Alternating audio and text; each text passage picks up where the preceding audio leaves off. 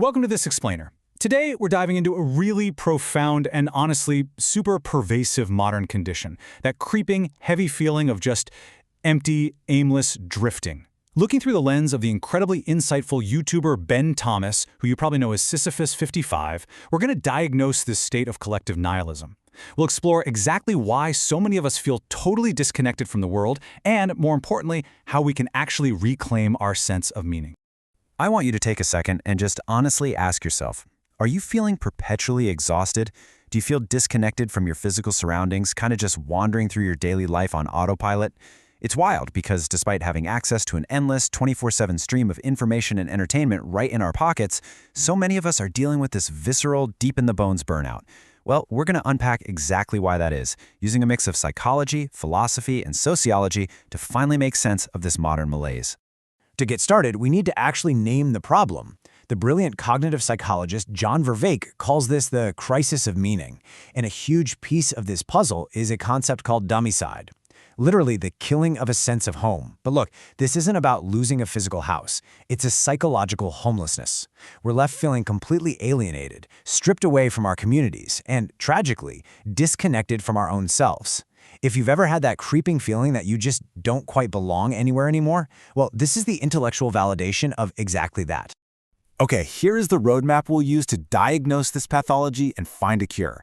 The modern zombie problem, the existential vacuum, the acceleration trap, hyperreality and digital anesthesia, the wisdom famine, and finally, cultivating resonance and connection. So, Part 1. The modern zombie problem. Vervaeke uses this metaphor of the zombie to describe modern Western populations, and honestly, it hits the nail right on the head. Think about it.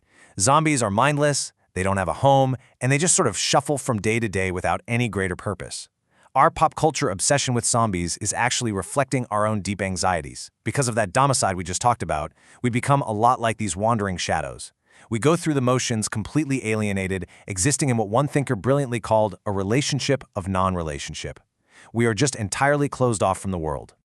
Let's dig into the psychological roots of this in Part 2, the existential vacuum. Viktor Frankl, the legendary psychiatrist who survived 4 concentration camps, warned us about this decades ago. He called it the existential vacuum.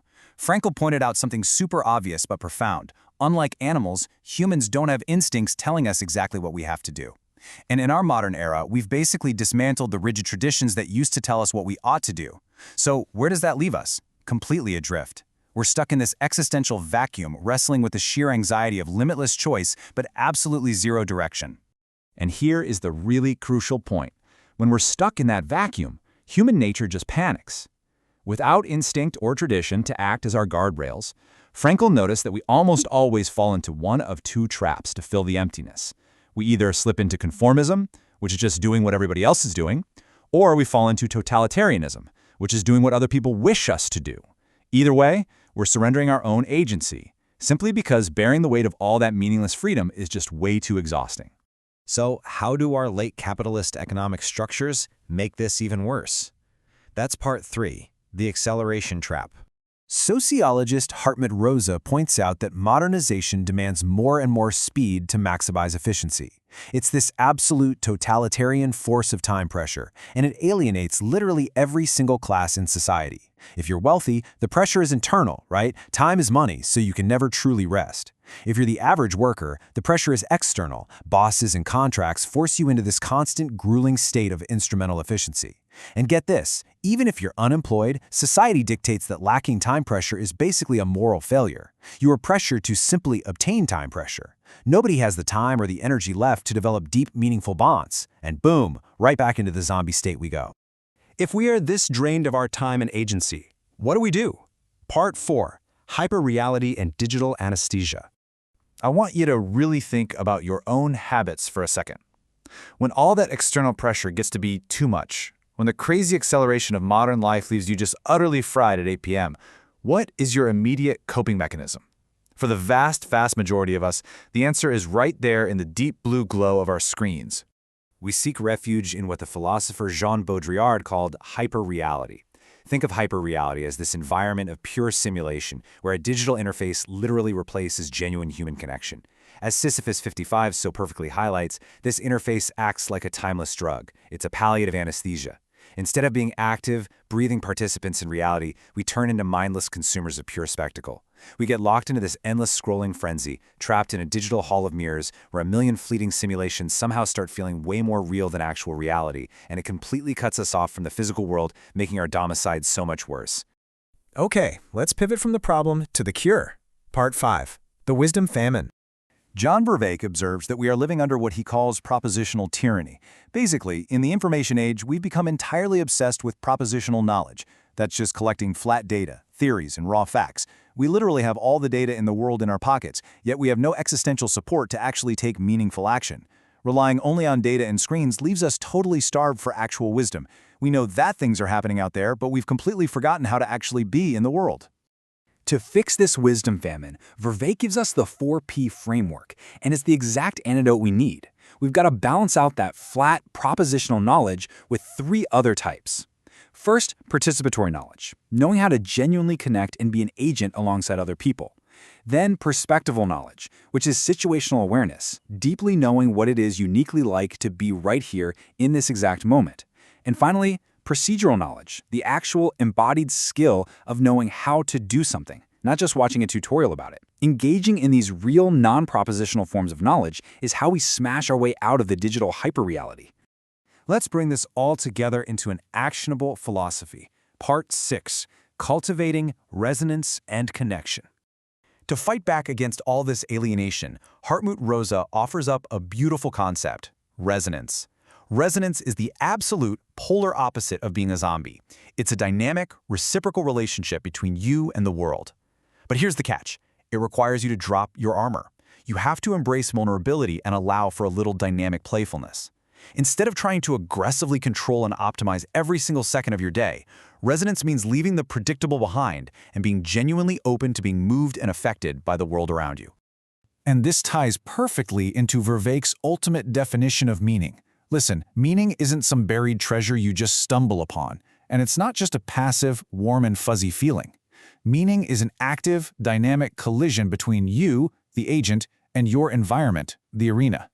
When you start cultivating that procedural, perspectival, and participatory knowledge, you actually learn how to fit into your arena properly. You build a relationship of relevance and deep connection, and that is what allows you to finally feel at home in the world again. That is the cure for domicide. So I'm going to leave you with one final provocative question.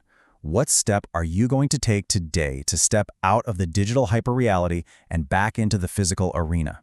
Escaping the zombie state isn't automatic. It takes real effort. It requires logging off, leaning into the vulnerability of true resonance, and actually engaging with the physical world. Thank you so much for joining me for this explainer. I genuinely challenge you to go out there and actively build your own meaning today. So picture this. You are sitting in your driveway.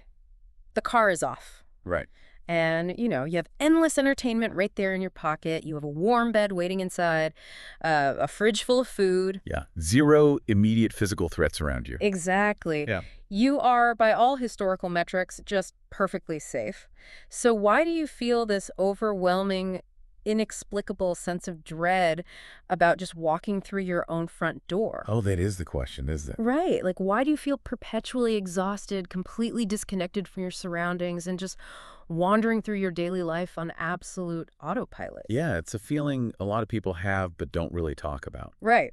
And today, we're exploring why the safest, most comfortable, most technologically advanced era in human history has basically accidentally engineered a population of zombies. No, it's this profound collective sense of alienation.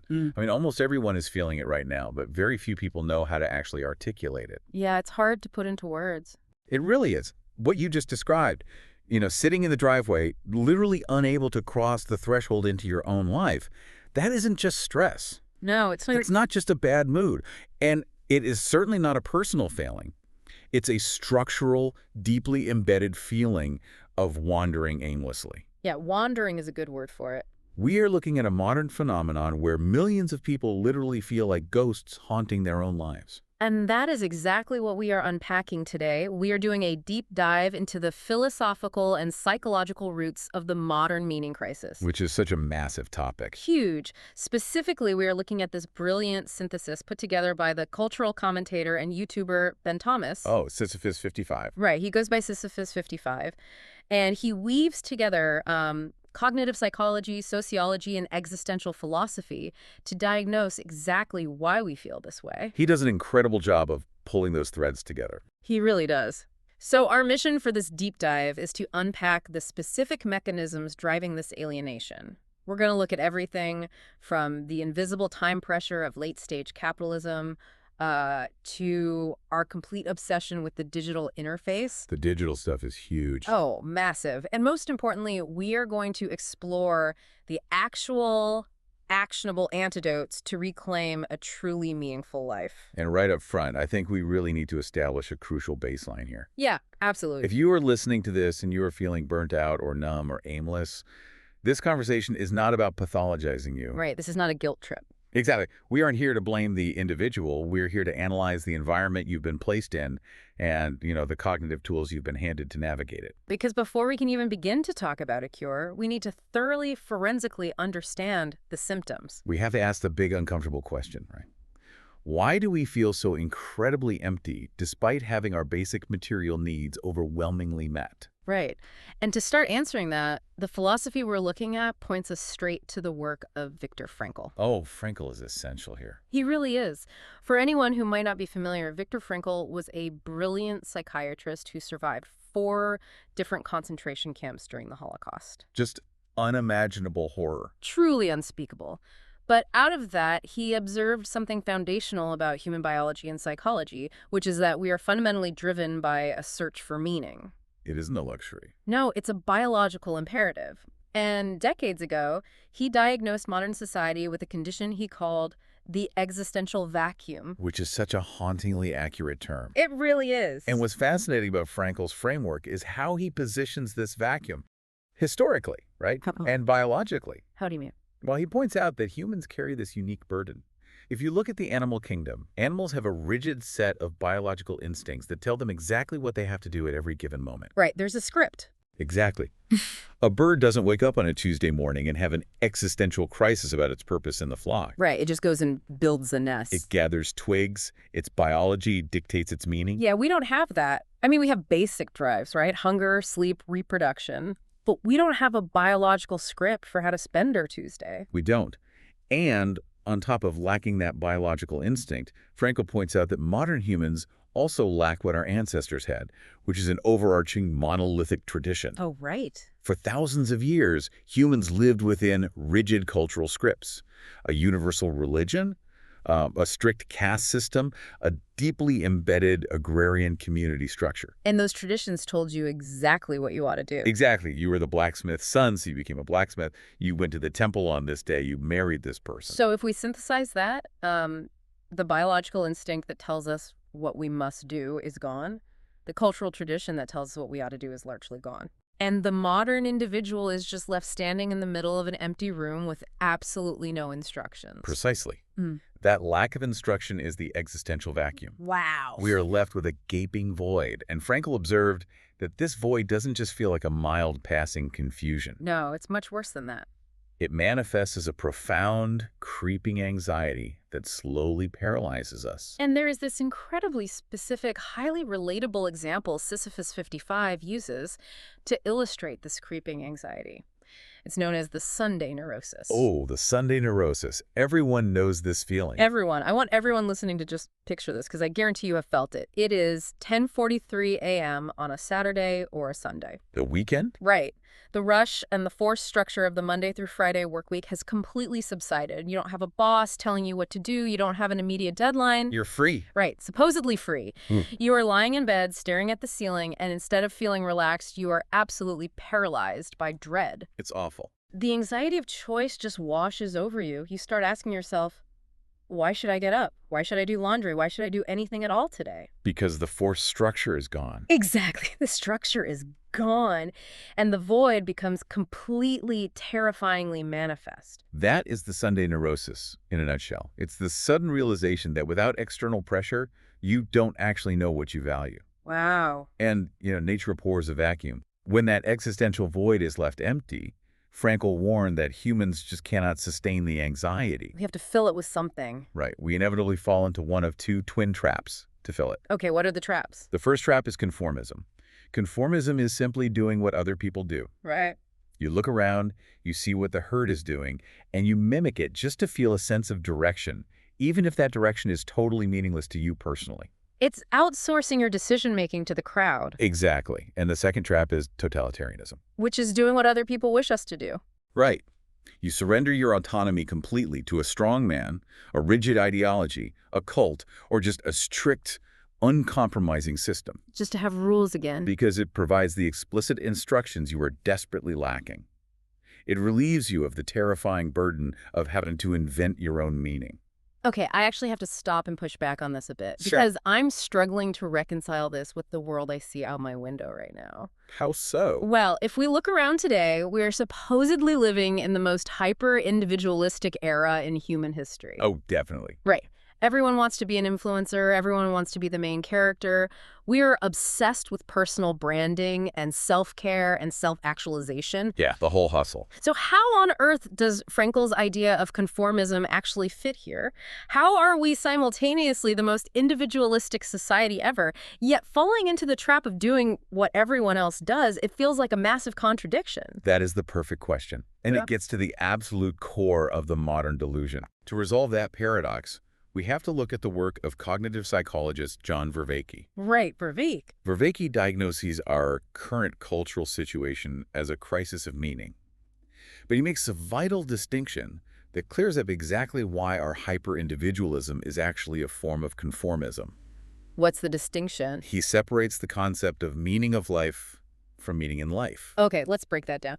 Because when people hear the meaning of life, they usually think of some grand cosmic answer, right? Like discovering why the universe was created. Right, and that is the meaning of life. Hmm. It's the search for a cosmic, supernatural destiny written in the stars. Which is pretty heavy for a Tuesday. Yeah, exactly. And Vervaeke argues that this isn't actually what we are looking for day to day. What we are desperately starving for is meaning in life. Meaning in life. Yes. Meaning in life is the subjective, deeply felt connectedness to ourselves, to other people, and to the physical world around us. Okay, I see. It's that visceral sense of connection that keeps us from feeling awash in absurdity. It's the feeling that your actions actually matter to the immediate environment you inhabit. So how does that explain the hyper-individualism part? Because when we lack that genuine connectedness, when we don't have true meaning in life, our hyper-individualism acts as a mask. Oh, wow. It is a performative individualization. Think about it. Millions of people are all striving to be unique, but they are doing it by following the exact same social media algorithms, Right, buying the exact same aesthetic product. performing the exact same trending dances. We're conforming to the idea of being an individual. It's a highly structured, systemic conformism disguised as personal freedom. That is exactly it. And beneath that mask, because we lack true connectedness, we become what Vervaeke famously compares to zombies. Ah, the modern zombie. It is such a visceral metaphor. I want to really linger on this because it's basically the title of the whole concept, why we feel like zombies. Yeah.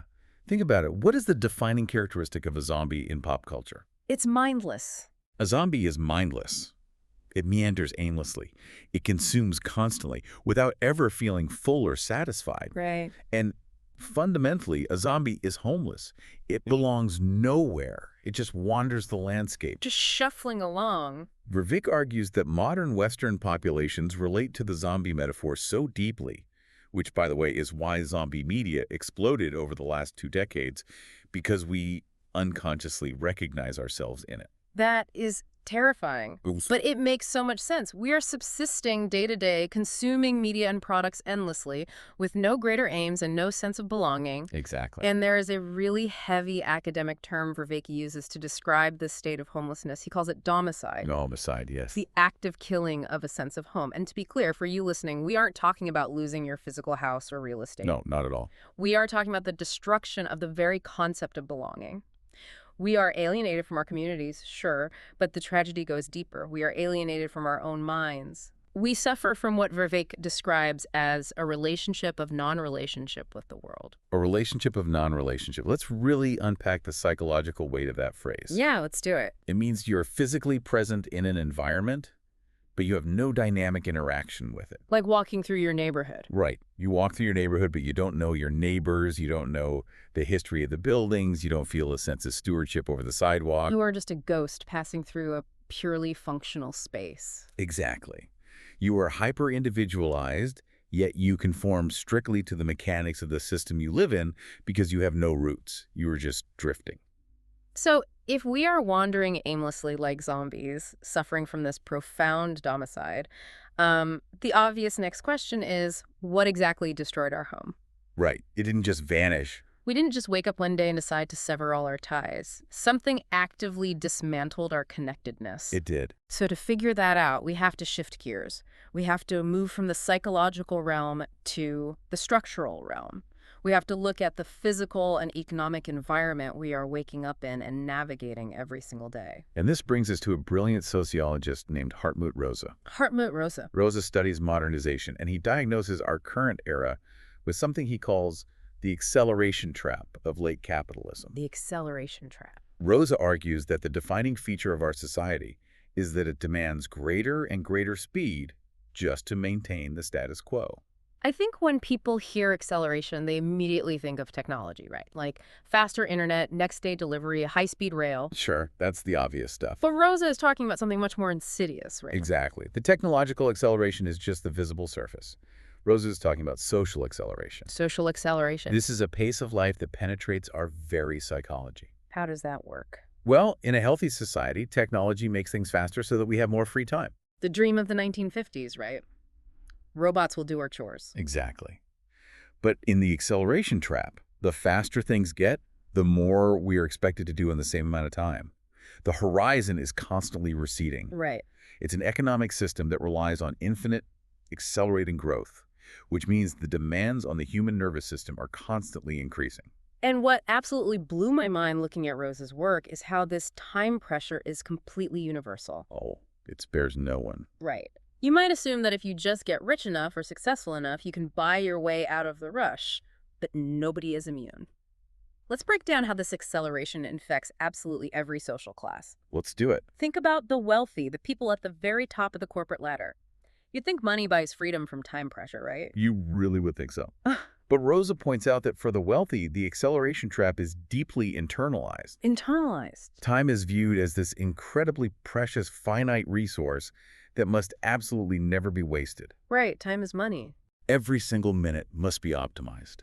Their leisure time becomes highly scheduled, intense, and competitive. So a vacation isn't about resting. Not at all. It's about maximizing experiences per hour. They are self-optimizing themselves into the ground. Wow. They're managing their own lives like a ruthless hedge fund. Exactly. Then you look at the average worker. For the middle class and the working class, the pressure is entirely external. Yes. It comes from bosses, from contracts, from the relentless ping of the Slack channel, or, from the gig economy algorithm. The gig economy is the perfect example. Right. If you drive for Uber or deliver for DoorDash, the algorithm literally dictates your efficiency down to the second. You're tracked constantly. They are forced into a constant state of instrumentality just to pay rent and buy groceries. They have to be as efficient as a machine just to keep their place in the economy. But perhaps the most tragic illustration of Rosa's theory is how this impacts the unemployed, or, those functioning outside the traditional economic system entirely. Because you would assume they're free from the trap. Right, they don't have a boss breathing down their neck. Right. But they still feel the crushing psychological weight of this acceleration because society tells them that their worth is tied to their productivity. Oh, wow. So the very lack of time pressure feels deeply wrong to them. They feel a bizarre, pervasive societal pressure to somehow obtain time pressure just to feel normal, valid, and worthy of existing. So they feel guilty for resting in a system that worships speed. Precisely. Which brings us to the ultimate consequence of this. What does this constant, inescapable acceleration actually do to us as human beings? What does it do? Rosa argues that this social acceleration acts as a totalitarian force. Because it is everywhere, It forces us into a perpetual, exhausting state of instrumentality. Okay, let's really define instrumentality because I think this is the cognitive virus that is making us all so miserable. It really is. Instrumentality means we start viewing everything in our lives, every object, every action, every relationship, and ultimately ourselves, merely as tools to achieve the next task. So nothing is an end in itself. Nothing has value in and of itself. It only has value if it gets you to the next goal. Think about your hobbies. I want to ask you listening right now. Have you ever started something purely for fun? Let's say you started baking sourdough bread or knitting or, I don't know, restoring old furniture. Yeah. And within a week, a little voice in the back of your head said, I should film this for TikTok. Yes. I could monetize this. I should start an Etsy shop. That intrusive thought, that is Rosa's instrumentality infecting your brain. It completely takes over. You can no longer just bake a loaf of bread to enjoy the process of baking. The baking must become an instrument for content creation, which is an instrument for audience building, which is an instrument for passive income. That is a phenomenal example. When everything is instrumental, nothing is inherently meaningful. You are always living in the future, never in the present. Exactly. To put an analogy to this structural environment, it feels like we're playing a video game where the screen keeps scrolling forward faster and faster. I like that. Right. At first, you're exploring the level, finding hidden rooms, enjoying the scenery. But then the screen speeds up. Suddenly, you stop exploring entirely. You can't. You stop looking at the art. You are just frantically jumping from platform to platform, trying not to get crushed by the left edge of the screen. You survived the level, but you didn't actually play the game. That analogy captures the panic perfectly. Yeah. And the cost of constantly running from the edge of the screen is catastrophic for our search for meaning. Because we don't have time to connect. Exactly. Building Vervaeke's connectedness, or a sense of home, requires friction. It requires lingering. Lingering. Yes, it requires time and massive emotional bandwidth to develop deep bonds with other people and your environment. Which we don't have. Because we are so obsessed with efficiency and so exhausted from the acceleration, we have absolutely zero resources left to cultivate those bonds. So we end up right back in Viktor Frankl's existential vacuum. We do. We are conforming to a system of speed because we are just too tired to invent an alternative. Yes. There is a dark, cynical quote that cultural critics use to summarize this state of modern affairs. They say, we may be living meaningless lives, but hey, it's a living. Wow, it's a living. That perfectly captures the zombie state. Yeah. You are biologically alive, your heart is beating, you're paying your taxes, but you are completely hollow inside. You're just a shadow. So let's look at the daily reality of this. We are exhausted, we are alienated, we are running on this endless treadmill of instrumentality. Yeah. When we are that depleted at the end of the day, where do we go to recover? We don't have the energy for a deep philosophical conversation with a neighbor. Right. We don't have the energy for a 2-hour hike in the woods to connect with nature. So what do? We turn to our screens. We do. And this is where the diagnosis of our modern crisis takes a much darker, much more complex turn. How so? Well, you would think the screen offers rest. But instead of actually resting and recovering our cognitive bandwidth, we enter what cultural philosophers describe as a state of digital anesthesia. Digital anesthesia. We numb the pain of the acceleration trap. And to deeply understand how this digital space affects us, we need to bring in the philosopher Jean Baudrillard Oh, Baudrillard. and his legendary concept of hyperreality. I am so glad we are talking about Baudrillard. Hyperreality is one of those concepts that sounds like sci-fi, but once you understand it, you literally see it everywhere. You can't unsee it. Let's explain it simply. Hyperreality is the condition where the simulations and the copies of reality, the things on our screens, the digital avatars, the heavily edited photos, have actually become more real and more important to us than physical, messy, baseline reality itself. Exactly. Baudrillard warned decades ago that our cultural world was being subsumed by a hall of mirrors. A hall of mirrors. He argued that we have replaced the physical territory of human experience with a map. And eventually, we threw away the territory and just decided to live inside the map. Wow. The digital interface is an endless, frictionless present of spectacles. When you are doom scrolling on your phone, there is no real past, because everything disappears into the feed. Right. There is no real future, because you are just waiting for the next dopamine hit of the next post. It's just an endless now. It is a continuous, arbitrary stream of signifiers that has completely lost its connection to the actual physical world. Let's give a concrete example of hyperreality for the listener. Think about a teenager today. It is very likely that a teenager might care significantly more about the digital clothing their avatar is wearing in a video game like Roblox or Fortnite or, the aesthetic of their Instagram grid Oh, absolutely. than they care about the physical clothes they are wearing in their physical high school. Because the digital representation dictates their social standing more than their physical reality. Yeah. The copy has superseded the original. And engaging with that hyperreality acts as a timeless drug. But here is where the analysis gets really crucial for understanding our zombie state. Right. In this hyperreal space, there is a massive fundamental distinction between information and truth. Yes, this is a huge point. Right now, we are drowning in an absolute ocean of information, but we are simultaneously starving for truth. That's the paradox. Wait, I really want to dig into that mechanism, actually, because we use those words interchangeably, right? We think reading a Wikipedia article gives us the truth. How does Baudrillard and how do these critics separate information from truth? It really comes down to stability and friction.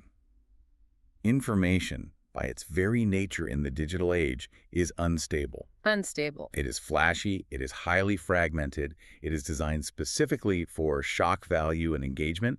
It is a spectacle. Okay. And crucially, information actively evades our ability to linger and reflect upon it.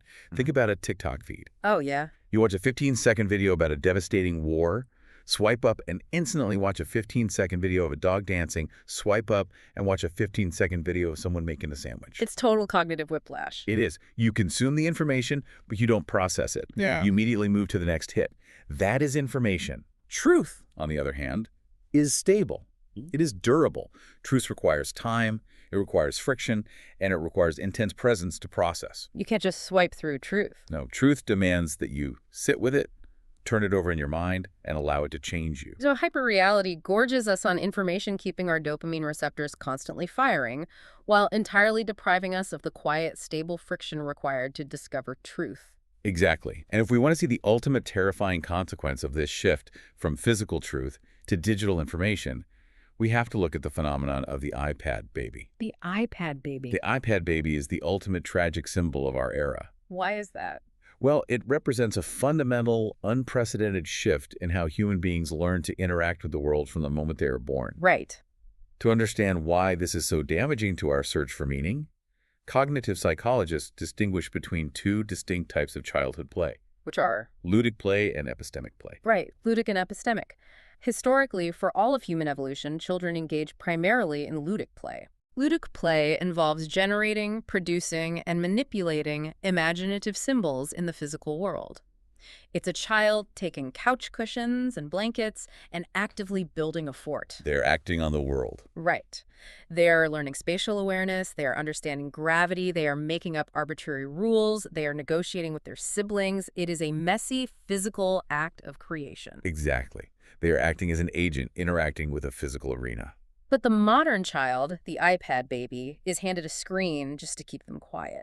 And this forces them almost exclusively into epistemic play. Epistemic play. Now, epistemic play is exploratory, yes, but it largely involves passively receiving and consuming prepackaged information and simulations. So they aren't building the fort. No, the child tapping the screen isn't creating the world. They are just navigating a hyper-real world that has been perfectly designed by software engineers for them to consume. Think about the neurological impact of that. Instead of learning that their physical hands can manipulate physical objects to create something new, which builds a deep sense of agency and connectedness to reality, they learn that a simple swipe produces a flashy, entertaining result. They learn passivity. And that passivity doesn't end in childhood. It scales up. Oh, wow. It means we are experiencing a massive species-level societal shift. We have moved from being active producers of our own lives, people who engage in ludic, creative play with our environment, to being mere consumers of the digital spectacle. We have become an audience to our own existence. We just sit back and watch the hyper-reality unfold. Yes. Okay, I am tracking with you, but I have to stop and ask the big question here, because this brings us to the great paradox of our time. Okay. Vervaeke and other cognitive scientists call our current era a wisdom famine. A wisdom famine, yes. But if we look at the reality, we have access to literally all the world's knowledge, all the scientific data, all the historical facts, right in our pockets. We have supercomputers in our hands. You do? So how on earth can John Vervaeke claim we are starved for wisdom when we have an absolute ocean of facts? If I feel alienated, why can't I just Google how to find meaning? Because fundamentally, data is not wisdom. A list of facts, no matter how accurate, cannot cure the meaning crisis. Really? And this is the core of Vervaeke's diagnosis. Meaning, as he defines it, isn't something you can download. It isn't a commodity you can collect and store on a hard drive. Okay. It is an active, dynamic, living relationship. To explain exactly why Googling the answer doesn't work, Vervaeke introduces an incredibly powerful cognitive model called the 4P framework of knowledge. The 4P framework. It turns out human cognition requires 4 different types of knowledge to function properly. But our modern, hyper-accelerated society has become tyrannized by only one of them, at the total expense of the other 3. Okay, let's spend some real time breaking down this 4P framework because this is the absolute key to understanding how our brains are being starved. Let's do it. The first P is the one we are completely obsessed with, the one the internet basically runs on. Propositional knowledge. Right. Propositional knowledge is knowing that something is the case. It's facts. It is facts, it is data, scientific formulas, historical dates, trivia. It's the statement, cats are mammals, or the capital France is Paris. Right. The defining feature of propositional knowledge is that it can be written down, it can be verified as true or false, and it can be perfectly transmitted from one person to another. You can store it in a database. It's the Wikipedia article. Exactly. And our modern, digitally focused society relies almost entirely on propositional knowledge. We really do. We have built an entire educational and economic system around it. We honestly believe that if we just get the right data, if we just read the right self-help book, or listen to the right podcast summarizing the facts, we will solve our existential dread. We think meaning is a math equation we just haven't solved yet. Yes. But knowing the chemical composition of a teardrop doesn't help you process grief. Precisely. Which brings us to the second P, where we actually start to interact with the world. Procedural knowledge. Procedural knowledge. This is knowing how to do something. Right. It's a physical or cognitive skill. It's knowing how to swim, how to ride a bike, how to play the piano, or, how to properly edit a video. And notice the difference here. Yeah. Procedural knowledge isn't about finding a true or false statement. You can't say that riding a bike is true. Right. That doesn't make sense. It's about application. It's about muscle memory and cognitive processing. It is the literal power to physically or mentally change the course of things in the world. You have to do it. You cannot gain procedural knowledge by reading a book about it. You can read 1,000 books on the physics of swimming, but if you jump in the deep end without having practiced the procedure, you will drown. Right. So propositional is the facts, procedural is the skills. Then we have the third P, which gets a bit more abstract, but it is so crucial for human sanity. Perspectival knowledge. Perspectival knowledge. This is knowing what it's like to be you right here, right now, in this exact situation. Yep. It is your situational awareness. It's your ability to gauge your immediate environment, to draw upon your episodic memories, and to understand your unique vantage point. To make this concrete, if I'm standing in a crowded room, perspectival knowledge isn't knowing the square footage of the room because that's propositional. Right. Perspectival knowledge is being aware that I am feeling slightly claustrophobic, noticing that the person next to me looks angry, and realizing that my own bias from a bad day at work is making me interpret their anger as a threat. Yes, that's it perfectly. It's the awareness of the state of mind you are currently occupying. It is presence. And finally, the fourth P, which Vervaeke argues is the absolute bedrock of human meaning. Participatory knowledge. This is the big one. It is. Participatory knowledge is knowing how to be with others and with the world. It is the foundational connectedness between you, who Vervaeke calls the agent, and the world around you, which he calls the arena.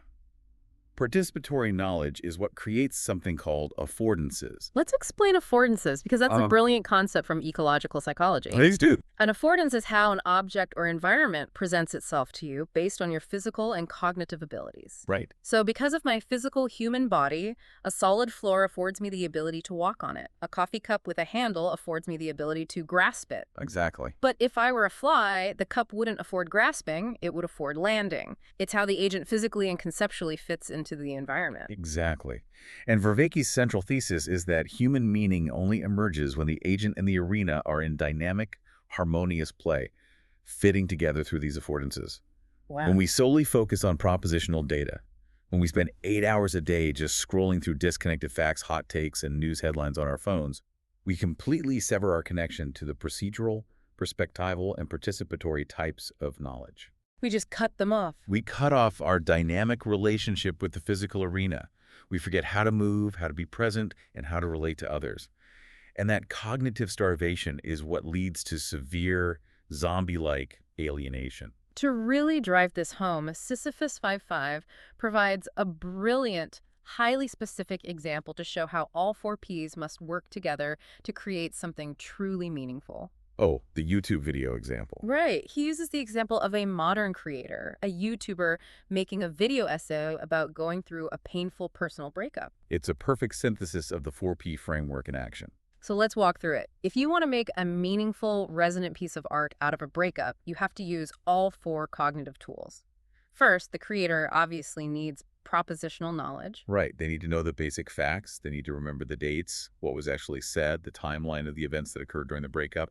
They need the raw data of the trauma. But, as we established, facts aren't art. If they just read a list of dates and quotes, it would be a police report, not an essay. So they also desperately need perspectival knowledge. They have to know how to frame those facts. They have to be acutely aware of their own internal biases. Like, are they still acting out of lingering anger? Yeah. Are they blinded by nostalgia? And they have to possess the perspectival awareness to anticipate how an audience will view their vulnerability. Yes. They have to know what it is like to be the heartbroken person. Yeah. And what it's like to be the viewer watching them. Next, to actually manifest this idea into reality, they absolutely require procedural knowledge. The hard skills. Right. They need the hard acquired skills to write a compelling script, to set up the lighting, to animate the graphics, to edit the audio in Premiere Pro, and to actually upload the file. If they have the profound emotional insight but lack the procedural skill to edit a video, the meaning stays locked inside their own head. It never enters the world. And then wrapping it all together, giving it its ultimate power, is the participatory knowledge. Right. The creator has to understand how to engage in the broader arena. They are participating in the cultural arena of YouTube, the intellectual arena of philosophy, and the profound shared human arena of vulnerability and heartbreak. They aren't just broadcasting data. They are participating in a reciprocal relationship with the human condition. And if you remove any one of those 4 Ps, the entire project collapses. Without perspectival, it's tone deaf. Without procedural, it's a technical mess. Without participatory, it's just a diary entry that connects with no one. And this translates directly one-to-one to our daily lives. When we are trapped in the zombie state, sitting on the couch scrolling through hyper-reality, we are only engaging propositionally. Just consuming facts. We aren't developing any skills, we aren't present in our unique perspective, and we certainly aren't participating in a shared physical arena. We are just a brain in a jar consuming data. And a brain in a jar cannot experience meaning. Okay, let's take a breath and look at where we are. We have a very solid, robust diagnosis now. We do. We understand the mechanics of our zombie state. We know that the relentless acceleration of late capitalism forces us into a state of exhausting instrumentality. Yes. We know that we seek refuge in the digital interface, which traps us in a hyper-reality that starves us of truth. And we know that by worshiping pure data, we have neglected 3/4 of our cognitive tools. The diagnosis is complete. Right. So the massive million-dollar question now is, what is the cure?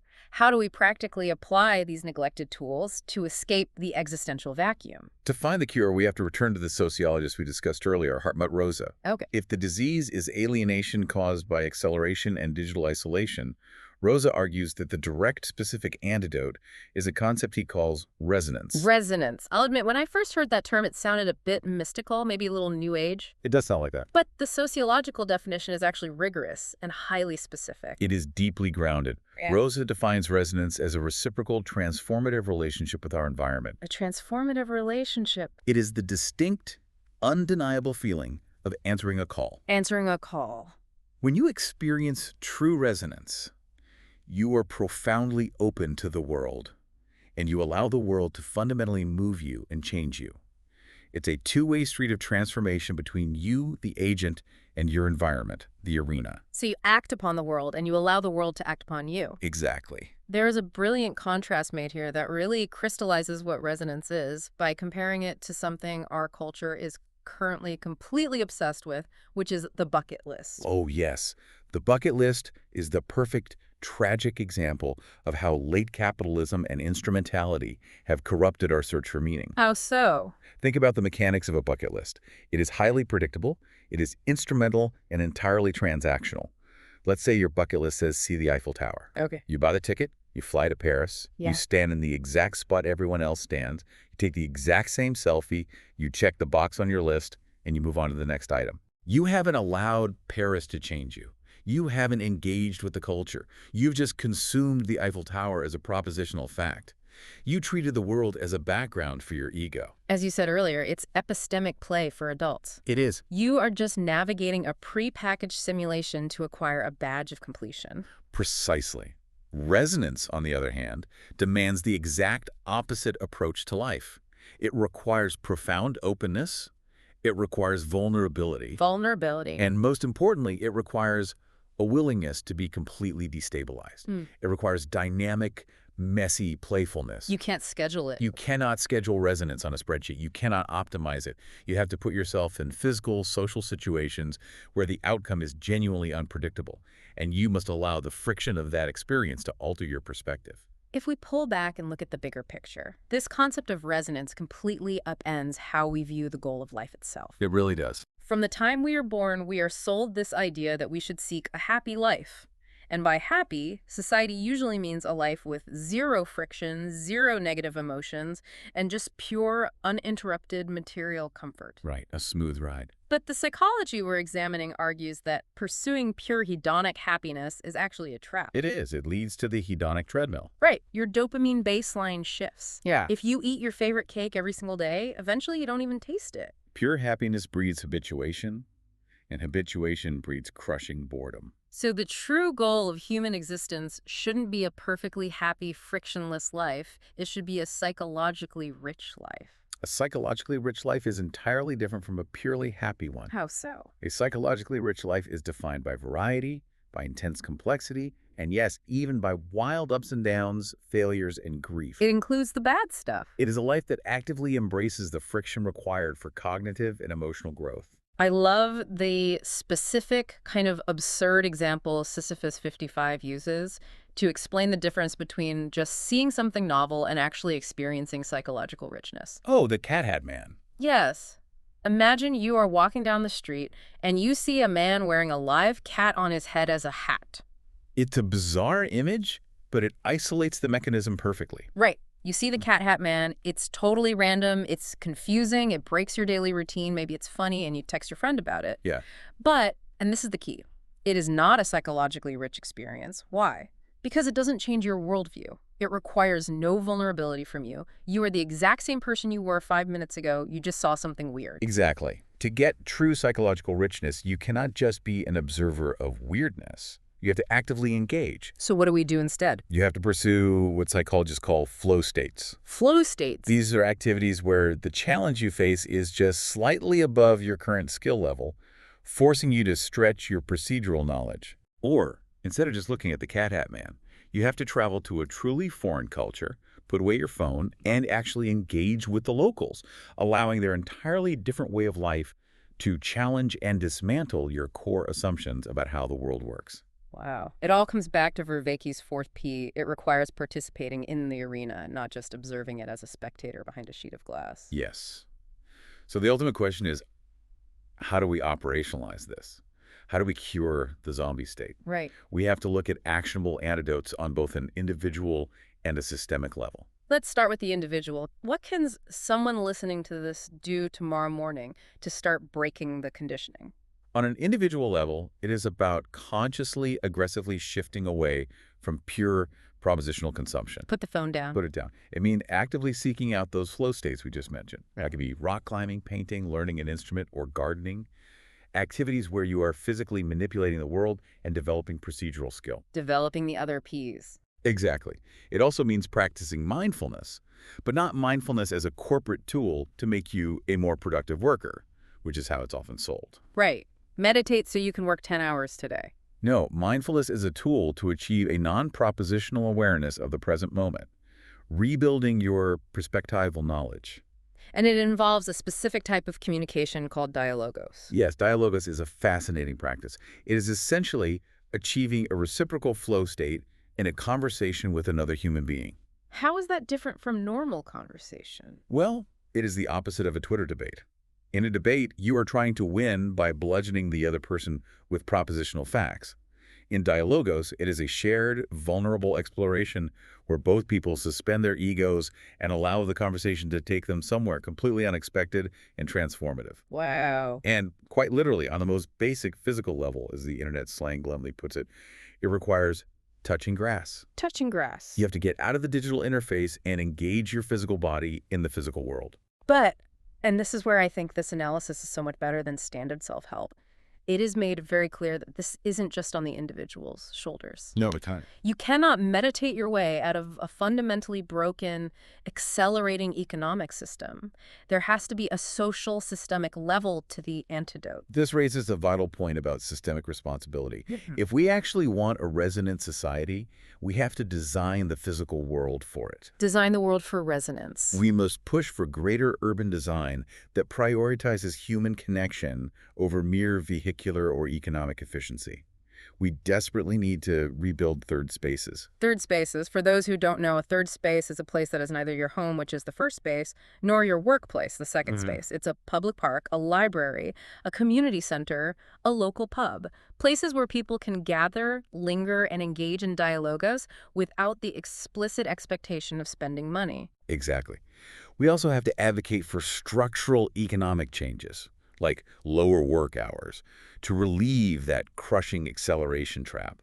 We have to give people their time back so they have the bandwidth to care about their neighbor. Bandwidth to connect. And we need a massive societal promotion of arts and culture to foster that participatory, ludic play we've lost to the iPad. So, synthesizing all of this, what does this all mean for you, the listener, right now? Maybe you're sitting in traffic commuting to a job that feels instrumental, or maybe you're walking the dog with your headphones in trying to drown out the silence. How do you step out of the zombie state today? Well, if we pull together everything from Frankl, Vervaeke, Rosa, and Baudrillard, the core undeniable message is that meaning is absolutely not a passive state. Not passive. It is not a list of facts you can collect, it is not a product you can buy, and it cannot be downloaded. Right. Escaping the zombie state requires a conscious daily rebellion against the systems designed to numb you. It requires stepping away from the digital anesthesia of hyper-reality. You're putting away the map. It demands that you bravely embrace the friction and vulnerability required for true resonance, allowing the physical world to actually touch you and change you. Allow yourself to be moved. And crucially, it means rebalancing your cognitive diet. You have to put down the propositional data, you have to pick up the procedural, perspectival, and participatory tools that make you a fully realized human. You have to stop being an audience member and step back into the arena. And that brings us right back to where we started, sitting in that driveway. If meaning is fundamentally about the dynamic, reciprocal relationship between you and your environment, the agent and the arena, I want you to take a hard, honest look at the arena you've built for yourself. A very hard look. If your entire arena, your entire interface with human existence exists solely behind a glowing sheet of glass on your phone or your monitor, can you really be surprised that you feel like a ghost haunting your own life? That is the core of it. So here is your challenge for today. What is one physical, messy, unoptimizable, deeply human thing you can participate in today? A fantastic, necessary question to leave off on. Thank you for joining us on this deep dive into the meaning crisis. Put the phone in your pocket, go engage with the physical world, and allow it to change you. We'll catch you next time.